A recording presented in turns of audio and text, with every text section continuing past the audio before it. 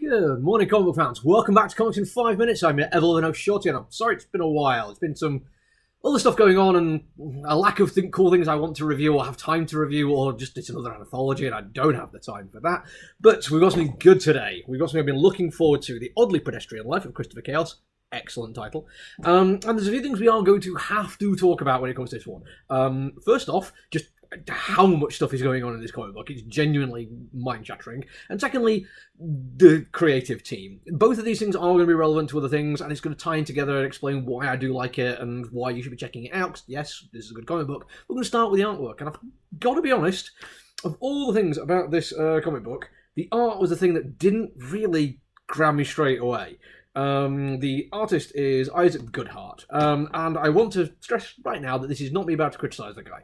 It's simply saying there's an artistic style that's out there which is not my cup of tea. And I kind of think of it as a Mike Allred kind of basic thing, where it's nice big bold lines, it doesn't go photorealism, and it has an occasional wacky element to it.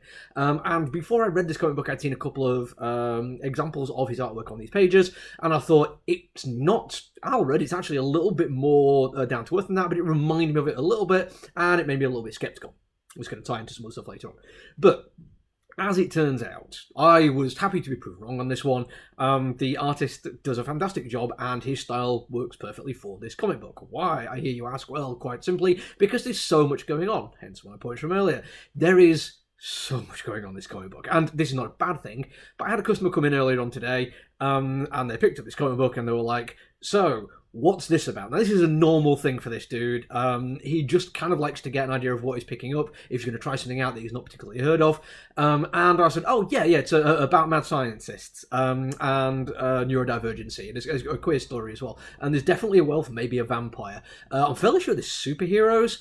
And there's probably a lot of trauma going on there as well. It's like a family thing. There's also a kid at high school to deal with, and he's got a crush on somebody. And there's a secret society. And the guy was looking at me, and I was like, yeah, it's a packed issue one, and it 100% is, but because of the style of it, which allows it to be a little bit less serious, you can just go along for the ride on it. I don't feel like I'm being dragged along on this thing. I don't feel like I'm buffeted from pillar to post and struggling to keep track of everything that's going on. It just feels like, no, go for the ride with us.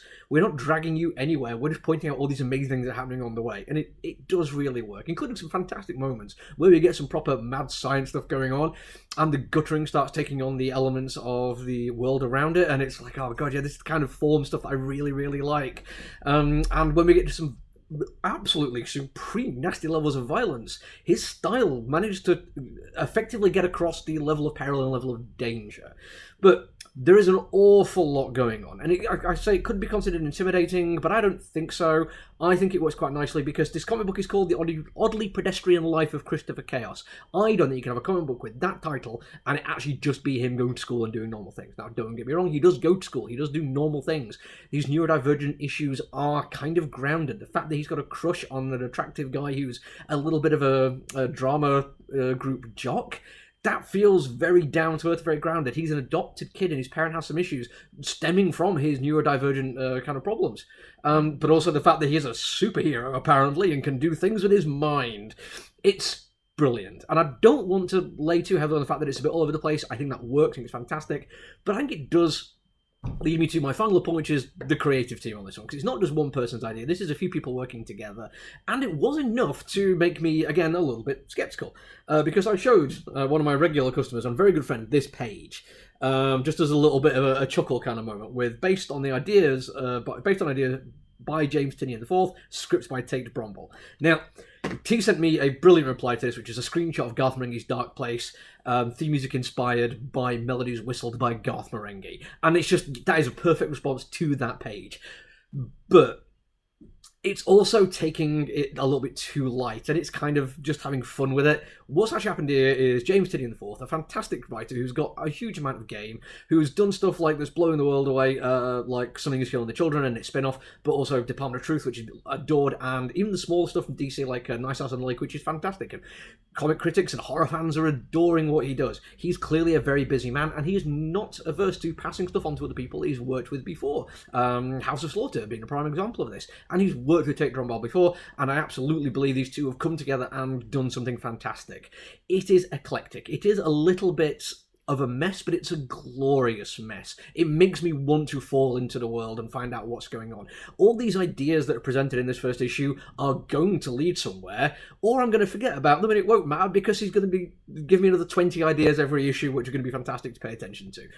Honestly, an absolute thrill ride, and if you have the opportunity and the means, go and read it. I'm happy that my skepticism was proved incorrect and I found a comic book I really like, and I'm also happy that I took a bit of risk on James Tinian's name and ordered a bunch of copies, so we've got loads in our shop, and if anyone wants to try it out, they can come and find it in store.